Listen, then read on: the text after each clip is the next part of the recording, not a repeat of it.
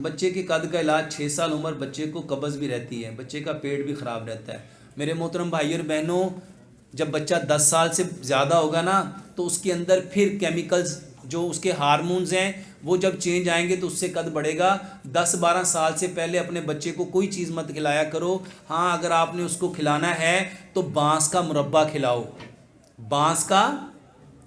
الحمدللہ ثم الحمدللہ ہم نے ایک بیٹی کے اوپر ایکسپیریمنٹ کیا، 3 انچ اس کا قد بڑھا، صرف بانس کا مربع دیا۔